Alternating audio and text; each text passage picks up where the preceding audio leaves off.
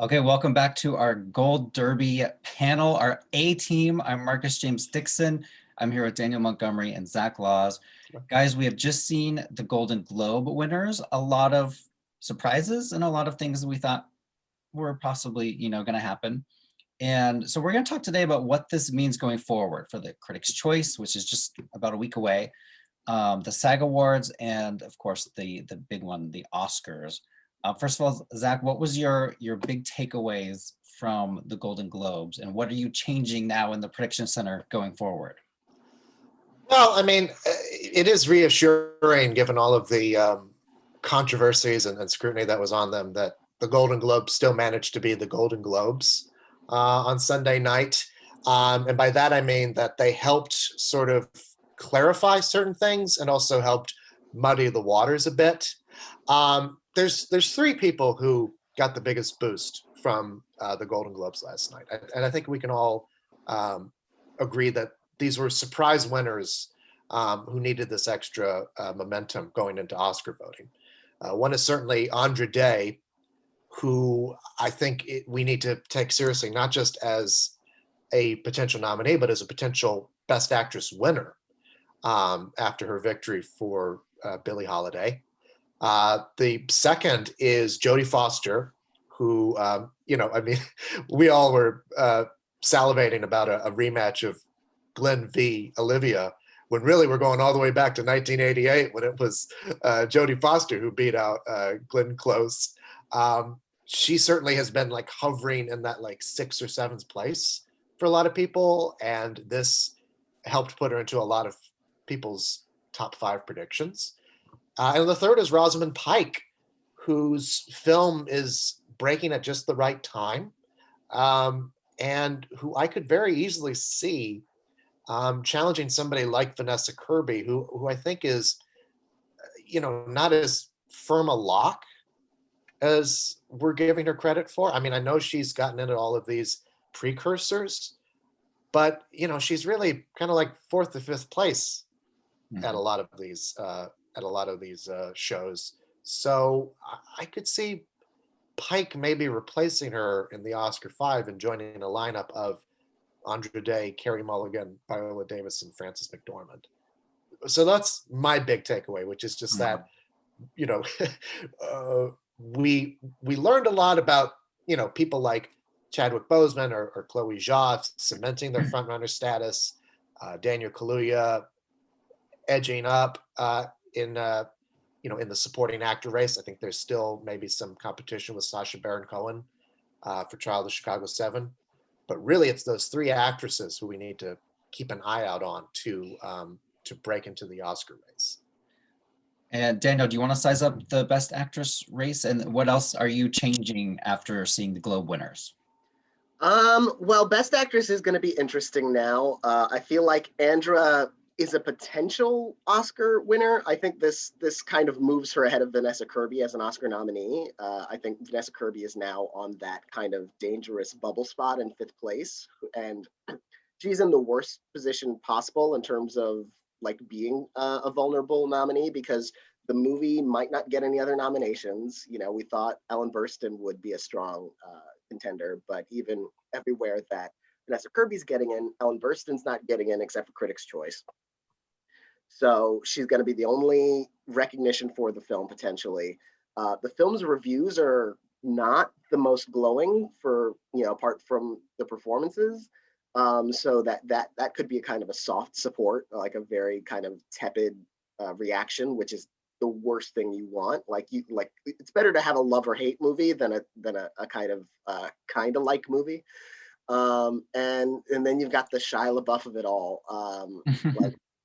Through no fault of Vanessa Kirby's, this movie has to, get Oscar voters to watch it if they haven't already, and watch a Shia LaBeouf performance. He's in it very prominently alongside her for most of the movie, and it's very possibly, not because anyone will hold his behavior against her, but because I feel like people are going to be less responsive to the movie because of that. So like she's in trouble, and I feel like Andra became a little bit safer for Best Actress, and Vanessa Kirby became precarious, and we might see a Rosamund Pike get in there, or Mhm. or I don't know, maybe they'll pull a reader on Maria Bakalova and she'll get the Best Actress nomination instead of supporting actress. After the Globes, I went to the prediction center and I updated some of my Oscar predictions. I didn't have Andra Day in my 5 for Best Actress. I actually had Amy Adams, and I know that seems crazy, but come on, she got the SAG nomination. I had her too. What's that? I had her too until today. So Yeah, so I took her out, and I actually put Andra Day in 4th place. I do have Vanessa Kirby in 5th. I don't know if I buy the Rosamund Pike Oscar nomination narrative just because she won the Globe. It could be a situation where I Care a Lot only gets that one nomination for actress, and I think she deserves it. It's one of my favorite movies of the year, but I have a hard time taking out any of these 5: Mulligan, Davis, McDormand, Day, and Kirby. I can't do it yet. We'll see what happens going forward. here's the thing that, just real quick. Here's what I think benefits Pike. First of all, this happened right before Oscar voting is going to start. It's going to start on March 5th, so at the end of the week. Oscar voters are looking to these awards to say, all right, what do I need to watch right now? Because the extent to which a lot of voters just have no idea what's in contention or what they should be checking out is really staggering for this year. You can't underestimate that. The other thing I think that Rosamund has going in her favor is that, both Pieces of a Woman and I Care a Lot deal with really dark subject matter. But because I Care a Lot is a dark comedy, it's a little easier to watch than Pieces of a Woman. I feel like she might have an advantage of people seeing her win the Golden Globe, saying, I need to check out this movie, and being able to get through it a little bit easier than Vanessa Kirby's, which, I mean, she's great in the movie, but it's a really difficult movie to watch. And, with Oscar voting ending on the 10th of this month, just people throwing something on and watching it all the way through is really crucial, Mhm. and cannot be underestimated. I will kind of agree with that, and I'll admit I only watched I Care a Lot because Rosamund got nominated at the Golden Globes. It was not on my radar. I heard all these glowing things about it, but I'm like, well, it's not an awards contender. And then she got nominated, and I'm like, okay, let me watch it, and I was blown away. So you could be right. Yeah, the interesting thing about Best Actress is that on the bubble, we've got so many women who are likely to be the only or one of the only nominees for their film. You've got Vanessa Kirby, Andra Day, Zendaya. I'm just going down the list of our racetrack odds for Malcolm and Marie. If she gets nominated, nothing else from that film will be nominated. Amy Adams' Hillbilly Elegy, it would be her and Glenn and maybe Makeup. Sophia Loren, it would be her and maybe Song. Michelle Pfeiffer probably would be the only nominee. Rosamund Pike probably would be the only nominee. Sidney Flanagan, maybe screenplay and then you get to the one who I feel like hasn't shown up anywhere, but just the profile of her movie, maybe it gets her in this weird open space, and it's Yeti Han for Minari, which is gonna be a Best Picture nominee. It's so easily gonna be a Best Picture nominee at this point that it's hardly even a question that it gets into that top category. And looking at this Best Actress lineup, you've got Promising Young Woman, Ma Rainey's Black Bottom, and Nomadland, all very likely or probably going to be Best Picture nominees. So it's weird that Yeti Han hasn't made more of an impact, and I could see her being the kind of, Marina de Tavira nominee who comes out of nowhere for a nomination, even though she hadn't gotten many precursors, because it's just the way things line up and the way the strength of the film is in general.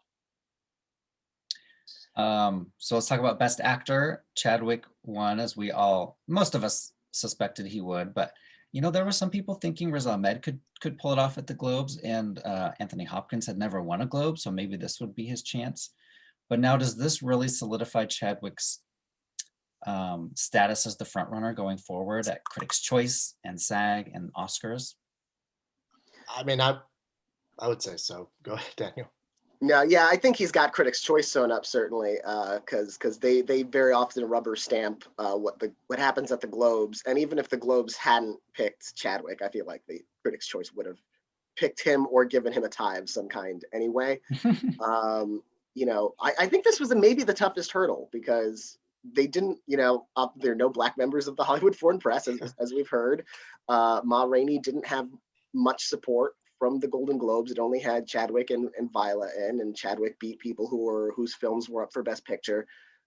So I think SAG is even more likely to go to him. BAFTA might go elsewhere. So yeah, I feel like this makes Chad pretty solid. It's funny because I had predicted Anthony Hopkins to win. Not just because he had never won a Globe before, and now I think he's got more losses on the film side than any other actor in history, but because they obviously liked The Father a lot. They liked it enough to nominate it for Best Picture, but as was the case with Promising Young Woman, they didn't like it enough to give it anything. I think, look, I mean, Hopkins, there's still the possibility that he could win at BAFTA. He's also never won a SAG award, we should say. But,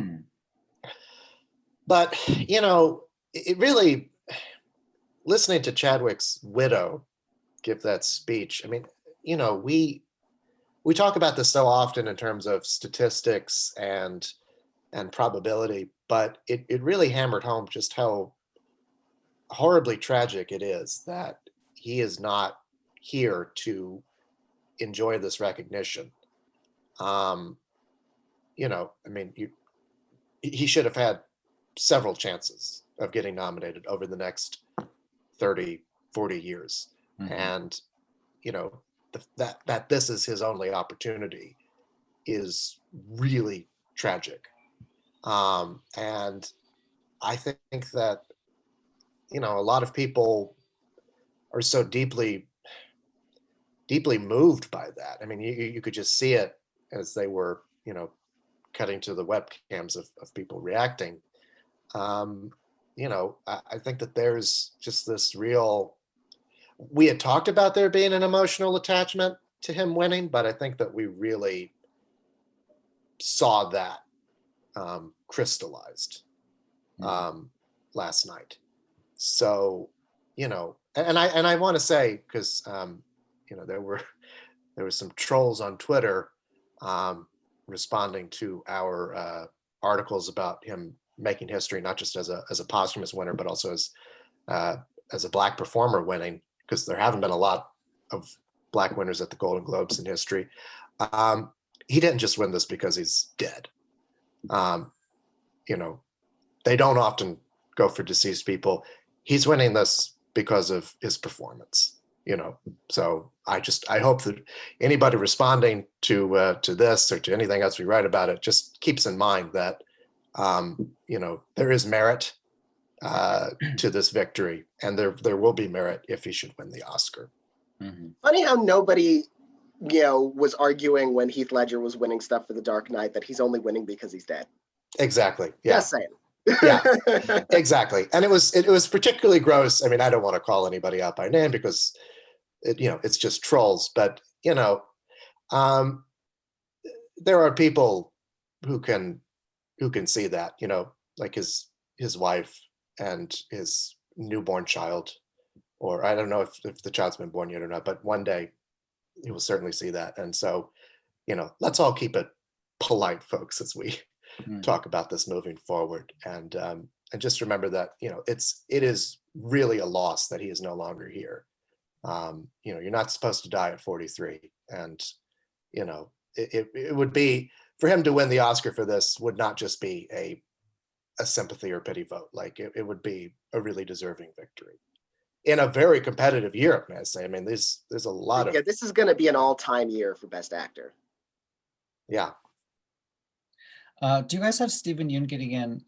I put him in a while ago, and I'm of the mindset that Minari is going to win Best Picture, and so looking backwards from that, I do have him getting in at the Oscars, and I have Ye Jung-yoon getting into supporting actress. I actually have her winning at the Oscars and at the SAG Awards. What do you guys think about Steven Yeun and then Ye Jung-yoon? I think they both get nominated. I don't have either of them winning right now. Supporting actress is like I need to see SAG before I even decide who I think is a front runner in that category. But yeah, I think I think Steven Yeun is on the bubble just given how competitive Best Actor is. It's hard to take someone out for him. Right now, I am clinging to Delroy Lindo in that fifth spot. I think Yeun, Delroy Lindo, and Gary Oldman are in a fight for those last two spots. And you know, I could see them going with Oldman. I could also see that like it had 6 Globe nominations and it didn't win any of them. It feels like there's, it's a soft contender in terms of like a passion support for it. So yeah, the Oscars could just do what the Critics' Choice did and put 8 Best Actors in there, including Ben Affleck. Yeah, exactly. And Tom Hanks. I haven't put Steven Yeun in yet for actually the same reason as Daniel, because I know it would mean probably having to take Delroy Lindo out. Although I guess it could just as easily be Gary Oldman, because like you say, the other big film on the drama side that didn't win anything last night was Mank, despite being the most nominated film. The Irishman would like to say hello to Mank. But it still feels, foolhardy to take Oldman out at this point, just because he has gotten in everywhere. I know it's not unprecedented for somebody like that to be left out at the Oscars, but it is rare, right? But Steven Yeun is gaining a lot of momentum. I think Ye Jung-yoon has a better shot at getting in just because of the fluidity of her category. The fact that there's no real favorite to win there. Whereas, Yoon is competing in the most competitive Best Actor race that we've seen in years. Any of those 6 people could get nominated. Not to mention, you have people like Tom Hanks are on the bubble, passion votes for people like Kingsley Ben-Adir or, Ben Affleck maybe. I don't think he was in 8th place on that Critics' Choice ballot, just saying. So yeah, it's a tough category to call. Well, I mentioned who I was predicting to win Best Supporting Actress. What about you guys? And also I wanted to add, I did add Jodie Foster to my Oscar list after last night's ceremony. I didn't have her predicted for the Oscars because she's missing out on a few places. Like she's not even at Critics' Choice where they have 6 here. And be sure that if these Golden Globes had happened before Critics' Choice nominations, they would have found the 7th or 8th spot for Jodie Foster. Oh, they're doing a write-in vote now to add her to the nominations. Yeah. Okay, who do you think is winning, Daniel? I'm defaulting still to Olivia Colman, just because so far she's the only one who I feel like is relatively safe for the nomination. Everyone else has missed somewhere or multiple somewheres. So I'm going with Olivia. But yeah, like again, SAG will tell me so much more potentially. Exactly. I still have Glenn Close, and I moved Jodie Foster up to 2nd place over Olivia. Yeah. And here's why. I think, it was a surprising victory, to say the least, that she won last night. But when you consider the fact that, she works so rarely now and is so beloved in Hollywood, I think that they just felt compelled to reward her over somebody like Glenn or Olivia, who just won 2 years ago, right? Now, that's not going to be the case at the Oscars, where she could, 2-time Oscar winner, could go up against someone who's never won before and would be on her 8th nomination. But it's not outside the realm of possibility that they might be like, look, we would like you to join the 3-timers club, And we don't know how many more times they're going to be able to do this, because you're basically retired at this point and only work when you want to work. So I could see that. I could see her being a spoiler. Like, she could very easily get nominated at BAFTA and win there, right? And then we have maybe like a Christoph Waltz situation on our hands. I could see this category going to somebody else at every event, like Jodie Foster at the Globes, maybe Ye Jung Yoon at SAG Awards, Olivia Colman at BAFTA because of the British thing. I could see the critics going with Amanda Seyfried because she's the hot young thing, and then I could see the Oscar going, Glenn Close has never won. Let's give it to her. This is a weird category. It's the weirdest. I think the last time this category was this weird was the Kate Winslet year, when she was gobbling things up for the reader, and then they put her in lead for the reader. But even then, I feel like, it ended up being, I think that was the year of Penelope Cruz, that she ended up taking it out. Even by the time the Oscars came around, Penelope Cruz, if I remember correctly, felt like a reasonably strong front runner of the remaining people who hadn't won against Kate Winslet. So this year, it's all up in the air. Like, I don't even have an idea of who is first or second. Like, maybe Olivia Colman, who's my number one, is actually in fifth place. Who knows? Yeah. Maybe she's on the bubble. It's impossible to tell at this point. Well, I did just put The Father back into my Best Picture predictions. I mean, I'm playing around with what gets into my 10 right now. But I did put it in there just on the strength of having in Hopkins, Coleman, the screenplay, and the editing.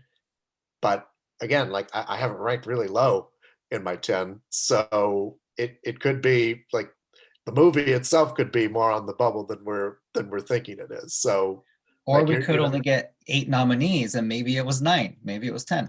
Yeah, exactly. So Best Supporting Actor for me is the opposite of supporting actress. I have the same guy winning at every single award show, Daniel Kaluuya. He's breaking at just the right time. He's doing all of this press now when Oscar voters are gonna start watching the movies, or they should have been starting watching movies already, but marking their ballots, and he just gives the performance that you can't look away. Even if you didn't like that movie, Judas and the Black Messiah, he was a reason to watch. Does anyone disagree? Do you think anyone else can win? I'm talking about SAG, Critics' Choice, Oscars. I think he's going to take the whole category on everything. I think he has the best chance of all of the acting categories, apart from Chadwick, of just kind of sweeping. Actually, maybe even more than Chadwick, because I feel like, being a British actor, he's especially strong at BAFTA. I was skeptical about, because Judas and the Black Messiah hasn't been getting much other nominations besides him at a lot of events. So it's like, is there really that much enthusiasm around it? And then he won the Globe, which I thought was going to go to Leslie Odom or maybe Sacha Baron Cohen because of how much they love Trial of the Chicago 7. I think Sacha Baron Cohen still has a shot at like SAG and Oscar and BAFTA too, because he's also a British actor. So I think it's a two-way race, but I think the Globe win for Kaluuya was a huge vote of confidence. They're both playing really showy roles as historical figures, kind of overlapping historical figures, because Fred Hampton actually makes an appearance briefly in Trial of the Chicago 7. A different actor, of course. But it's interesting that it would be between those two. But yeah, I still think there's room for Sacha Baron Cohen, especially because at all of these other awards, he's not going to have Borat that they're going to be able to award him for and say, we've taken care of him there. And Zach?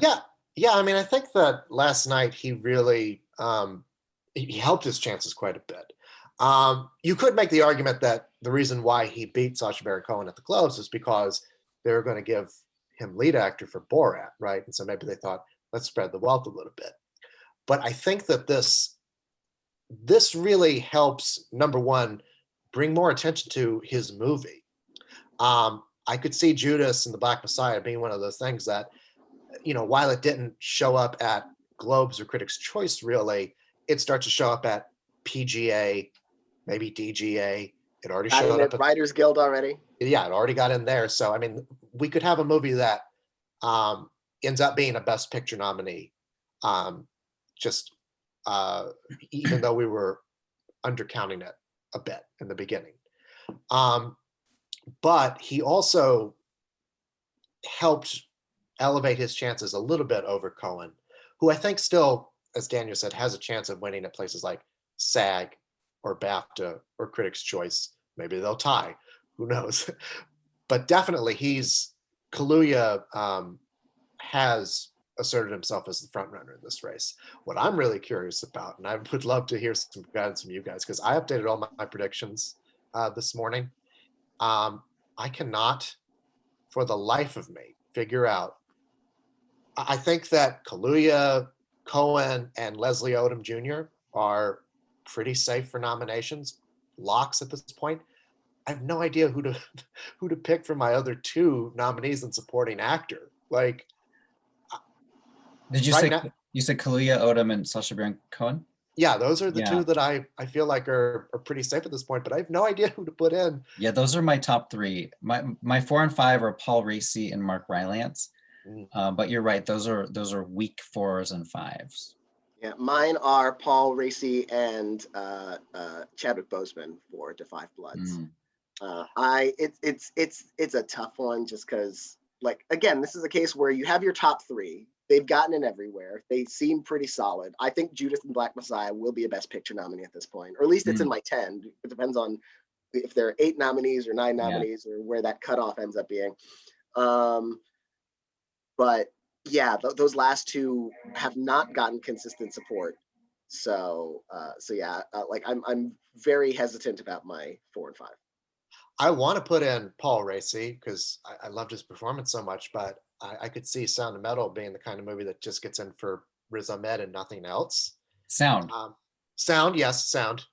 It's in the title, so yeah, that helps. That really does help when it comes to Oscar voters. Right now, I want to see who gets nominated at BAFTA, because there's a lot of people who like Bill Murray is not on the BAFTA long list, and neither is Jared Leto. But Jared Leto, I could see getting nominated for this movie. You know, he's gotten in at SAG and the Golden Globes, so I don't want to count him out. Right, I have him in right now, as a matter of fact, but I can be swayed. And I have Chadwick at number 5 for The Five Bloods, but I feel like that's, you know, if it becomes apparent to Oscar voters that he's going to win Best Actor, do they really give him that second nomination? When, I mean, you've got, like you said, Mark Rylance is in there. I think Frank Langella is in there as well in this race. You know, there's just a lot of, you know, don't be surprised if David Strathairn gets nominated. One thing about Chadwick getting potentially 2 nominations, would that hurt his chances of actually winning? Because if you're an Oscar voter and you're going down your winner's ballot, and some of them may mark him for Best Actor for Ma Rainey, some of them may mark him for the Five Bloods for supporting. And I think if he was just in one category, that he would have a better chance of winning and not splitting his own vote. Like, no one's going to vote him twice. No, I feel like that might be the case if it were like, you really need a situation where, like, okay, one of these is the obvious choice to go with. Yeah. Like the Steven Soderbergh, you vote for him for Traffic and not Aaron Brockovich in terms of the showy directorial achievement. Jamie Foxx, Ray is obviously his thing. So in this case, I feel like it's similar. I feel like Ma Rainey with the Golden Globe win, likely other wins later in the season, and Daniel Kaluuya being such a, you know, establishing himself as the favorite for supporting actor, I feel like Best Actor is going to feel like the logical choice to vote for him, whether or not he gets the 2 nominations, especially because we've seen, like, tragically, The Five Bloods has been very hit and miss all season. So it's very hard to tell exactly how much support it's going to have at the Oscars. I do think he's probably the strongest bet for a nomination above the line for that film. It could get several others like Delroy and Spike and Picture, but of everything, I feel like he's the most likely one. But I think either way, Ma Rainey's his win. I kind And of I- agree with both of you, and that's why I have him ranked in 5th right now, and I kind of want to take him out and put somebody else in, but I don't know Yeah. who to put in yet. Before I go, I wanted to talk a little about the Sag Ensemble category, because I just found out before we were recording this that we're all picking the same thing, which is never smart. It's always good to have, some diversity in our picks, but we're all going with Minati. And I really, really think it's this year's Hidden Figures, which if you look at the experts, I don't know if maybe just one or two are picking it to win. It's kind of the underdog. It's in that underdog position, which is the place to be in. And I don't know. What do you guys think? And I also want to mention it's one of the only films that actually has female actors in it. There's none in One Night in Miami or The Trial of Chicago 7 or The Five Bloods. So it's basically There are a few, and like there's a smattering in everything, but not in Trial of prominent the Chicago role. 7. Trial of Chicago 7 is the only one that has like exclusively men on its cast list, of its nominated cast list. But yeah, Mhm. Minati is the only one where there's like parity in women in Yeah. And then Ma Rainey has Viola, of course. So Daniel, why are you picking Minati? And then Zach, follow up with why you are. Well, I was predicting Trial of Chicago 7 all this point because it feels the most ensemble-y. Like you've got a bunch of actors in a courtroom giving speeches and testimony and all that. Like it's such an ensemble kind of movie, and everyone is pushed supporting in terms of their categorization. So it feels even more like an ensemble piece. But I feel like Hidden Figures, like Black Panther, like Parasite. I feel like there's gonna be just more passion for Minati, like a lot more just like emotional affection for this film. Mhm. And I can't see that with the other nominees quite as much. Just like this movie makes me feel good about the people in it. This is the cast you want to hug. You want to bear hug this whole family. Yeah, I mean, I think that Daniel, you said it really beautifully, and that is that this movie has such an emotional resonance for people. It was so touching when it won the category that it shouldn't have been nominated in. But and I know that Lee Isaac Chung is not an actor in the movie, but it was really sweet watching him with his daughter and talking about how he made that movie for her. Like I think that people just resonate with that movie because even though it's about a very specific kind of experience, it is so universal, and that message of connection, and we're all in it together, and family is and friendships are important. Like that really means a lot to people right now, and I think that really appeals to not just SAG voters, but I think it's going to appeal to Oscar voters as well, which is why I think it's such a strong contender to win Best Picture. Like both that and Nomadland, which I think is the other, especially after last night, is a real threat to win Best Picture. Like they both have this emotional resonance because they are so much about community, whether it's families that you're born with or families that you make when you're traveling around in your RV, right? Like that's it resonates a lot more than, all due respect to a movie like Trial of Chicago 7, which is very powerful and inspirational and important. But you don't leave that movie feeling like you want to, as you said, Marcus, hug these people, right? Well, thank you everybody for watching, and we will be doing this every week if we can. And yeah, we go update your predictions. We have Critics' Choice coming up, the BAFTA nominations you can predict, the SAG Award winners, and the Oscars, and then Grammys and reality. And there's a ton of stuff in our prediction center. So go have fun and go do that, and we'll see you next week.